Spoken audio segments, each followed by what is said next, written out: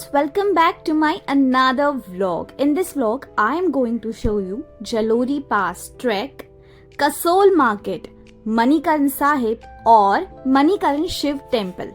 So yeah, I am super excited. Keep watching till the end. तो सुबह के नाश्ते में गरम गरम आलू पराठे खा के हम लोग जीभी विलेज से निकल गए जलोरी पास ट्रैक के लिए जो नियर बाय ही था। तो जैसे ही हम जलोरी पास ट्रैक के गेट पे एंटर करते हैं, दो रास्ते जाते हैं। राइट साइड जाता है 360 डिग्री व्यू पॉइंट और जो लेफ्ट साइड जाता है वो है सिरोलसर लेक ट्रैक। तो हमने 360 डिग्री वाला ट्रैक पहले करने का डिसाइड किया। जो 360 वाला ट्रैक है ना, वो थोड़ा सा छोटा है। लोकल्स तो इसे 15 से 20 मिनट में ही कवर कर लेते हैं, लेकिन हमारे जैसे टूरिस्ट के लिए 1.5 घंटा पूरा चढ़ के उतरने में लग जाता है। और एक इंटरेस्टिंग बात बताऊं, यहाँ ये जवानी है दीवानी की शूटिंग हुई थी। हाँ, सच में। जो भी यहाँ आएगा ना, वो अपने कंफर्ट के हिसाब से ट्रैक चूज कर सकता है। 360 डिग्री जो ट्रैक है वो थोड़ा सा आसान है, लेकिन इसके बाद जो ट्रैक है सिरोलसर ट्रैक, वो थोड़ा डिफिकल्ट है एंड ऑलमोस्ट 5 किलोमीटर का ट्रैक है। 5 किलोमीटर जाना और फिर आना, और वो ट्रैक डिफिकल्ट भी है। तो जो लोग फिजिकली उतने एक्टिव नहीं होते ना, मैं तो उन्हें वो ट्रैक अवॉइड करने ही बोलूंगी। है मेरी story. I started climbing the track, but जैसे ही हाइट बढ़ती गई मुझे ना डिजीनेस फील होने लगी। कैसी? ऐसी चढ़ाई है? हाँ, नहीं, मैं तो चढ़ ही नहीं पाऊंगी। नहीं, चढ़ने का भी कुछ नहीं, नीचे ना देख के मैं चढ़ तो जाऊंगी, लेकिन फिर मुझे उतरने के टाइम पे दिक्कत होती है, क्योंकि हाँ, उतरने के टाइम पे जो ऊंचाई है वो दिखती है ना, तो फिर मुझे चक्कर आता है। वही अब जैसे अगर इजी होता और जैसे रास्ता होता ना, तो मैं चल लेती, लेकिन अब ऐसे ऊपर नीचे सीधा और छोटा सा, वो नहीं चढ़ पाऊंगी मैं। हाँ हाँ, सीधा सीधा चढ़ लूंगी मैं। तो आप जा नहीं सकते फिर? नहीं, मैं नहीं जा पाऊंगी वहाँ पे। हाँ भाई। आंटी मुझे उनका खाना भी दे रही थी, वो टिफिन खा रही थी एक्चुअली, तो जो उन्होंने घर से लाया था वो भी वो मुझे दे रही थी। लेकिन उन्होंने कहा कि बेटा ये झूठा है, मैं आपको फ्रेश देती हूँ, लेकिन मैंने मना कर दिया, क्योंकि ऑब्वियसली मैं अकेली थी वहाँ पे और ऐसे किसी स्ट्रेंजर का खाना मैं कैसे खा सकती हूँ। पापा मेरे ऊपर थे और मम्मी मेरी आ रही थी, पूरी की पूरी मैं अकेली थी, तो खाने को तो मैंने उनको मना कर दिया। लेकिन यार कितनी प्यारे लोग थे वहाँ पे, मतलब वो खुद से मुझे बचाने के लिए आई, even if I didn't ask her, और फिर वो मुझे खाना भी ऑफर कर रही है, मतलब बहुत प्यारी थी।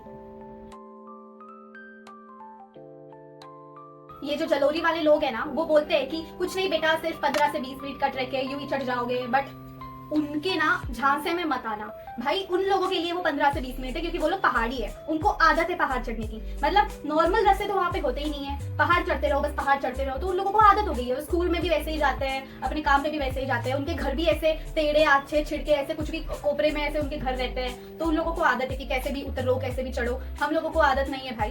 तो वो तो बोलते हैं कि 15-20 मिनट में पहुंच जाओगे, लेकिन 15-20 मिनट का ये ट्रैक नहीं है। मेरे पापा को चढ़ के व्यू ऊपर का देख के फिर नीचे आने के लिए 1.5 घंटा लगा। तो हाँ, तो नॉर्मल, मतलब मेरे पापा तो नॉर्मल है, तो नॉर्मल लोगों को 1.5 घंटा लगेगा। मेरी मम्मी थोड़ी सी हेल्दी है, तो मेरी मम्मी तो चढ़ नहीं पाएगी और मैं भी तो नहीं चढ़ी। Then we headed towards Kasol, and this was our stay here, a cozy little cottage with a scenic mountain view. तो मैं आपको जल्दी से एक क्विक रूम टूर दे देती हूँ। जैसे ही हम कर्टन्स खोलते हैं यहाँ, ओ माय गॉड, कितना पीसफुल और मेस्मराइजिंग व्यू है ये। तो जल्दी से रेडी होके हम लोग निकल गए मणिकरण साहिब के लिए।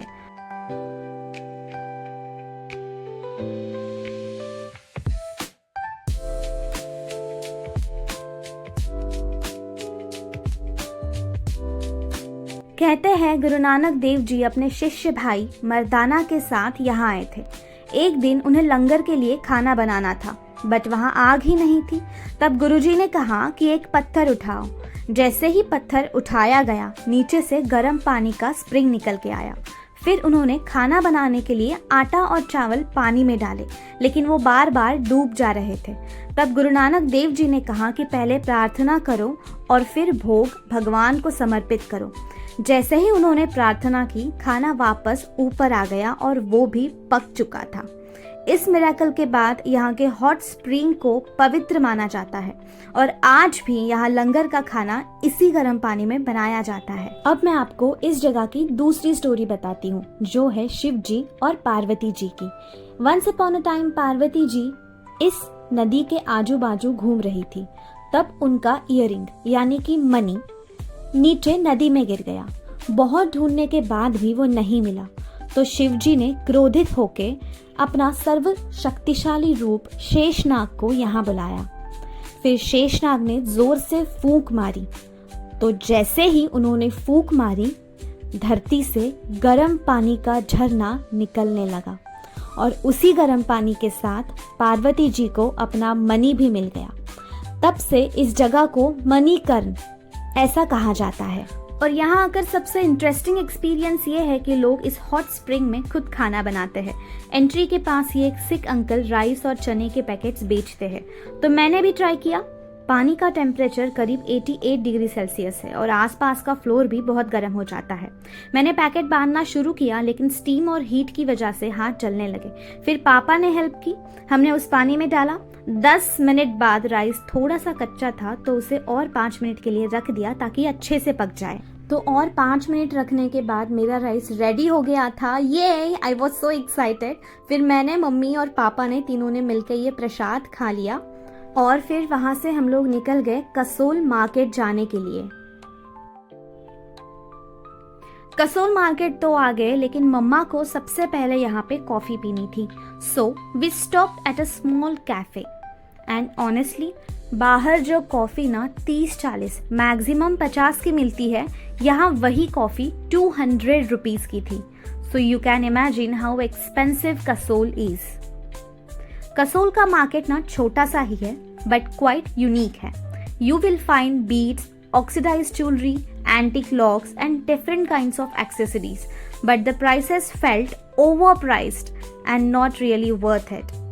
One interesting thing I noticed is that a lot of Israeli people stay here. Many of them run their own cafes and shops, which was something new for me. My papa liked this bag very much, but इसका price उन्होंने 500 रुपए बोला। Can you imagine? तो यही bag Manali में आपको 200 रुपए में मिल जाएगा। एक शॉप पे ना ऐसे बहुत सारे एंशिएंट लॉक्स थे। मुझे ये एलिफेंट वाला लॉक ना बहुत पसंद आया, लेकिन इसका प्राइस 3000 रुपए बताया literally, and I thought that was not worth 3000 rupees.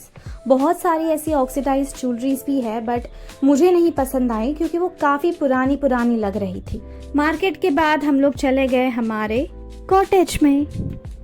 And yeah, this was our hotel, which looked so beautiful at night. There were so many colorful lights everywhere, and I personally love lights at night, especially these vibrant, colorful ones. I was totally loving the view. And look at my mom. She looks so happy too.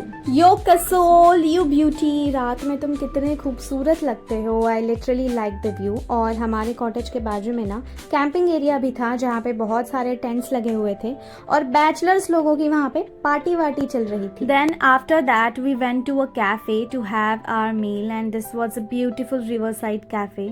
Actually the cafe of our own cottage. The sound of the river here is so soothing. It feels like you are really close to the nature, and the whole experience becomes very peaceful and refreshing. Also, the decoration here is so simple and yet so aesthetic. You can see it yourself.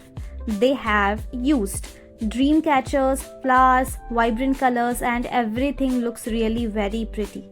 There are also some games to play here, so we played Jenga, if you know the game. And yeah, it was really fun. After that, we had some delicious hot food, which was quite tasty. By the way, if you also want to book this cottage for yourself, I will share all the details with you. You can check the description box. I will be sharing their contact number, and if you mention my reference or show them this YouTube vlog, you might even get a special discount from them. So please उन्हें ये vlog दिखाइए और discount पाइए. So after spending a day in Kasol, next morning ready shady होके नदी के किनारे अपना ब्रेकफास्ट करके हम लोग निकल गए मनाली के लिए. तो अब मनाली में मैंने क्या क्या मस्ती करी, कहाँ कहाँ मैं घूमी हूँ, ये जानने के लिए अगला व्लॉग जरूर देखना। नदी किनारे बैठा था मैं, पर बह रही थी कहानी मेरी। पानी तो बस एक बहाना था, असल में सफर था जिंदगी की लहरें मेरी। ये पहाड़ जो सामने खड़े हैं कभी टूटे होंगे, बिखरे होंगे, तभी तो आज इतने मजबूत है, इतने खामोश मगर कितने गहरे होंगे। नदी ने जो मुझसे कुछ नहीं कहा, फिर भी सब कुछ सिखा दिया। रुकना नहीं है किसी मोड़ पर, बस खुद को बहना सिखा दिया। मैंने पूछा कहाँ जा रही हो, वो मुस्कुरा के आगे बढ़ गई, जैसे कह रही हो मंजिल नहीं, सफर में ही है पूरी जिंदगी छिपी। इन पहाड़ों ने भी यही कहा, ऊंचा दिखना आसान नहीं होता, अंदर कितनी दरारें छिपानी पड़ती है, तब कहीं जाकर इंसान पहाड़ बनता है। और उस पल मुझे समझ आ गया, ना ठहराव में सुकून है ना भागने में, सच्ची शांति तो बस वही मिलती है जब तुम खुद को खो देते हो खुद को पाने में। Bye bye Kasol, I am leaving Kasol.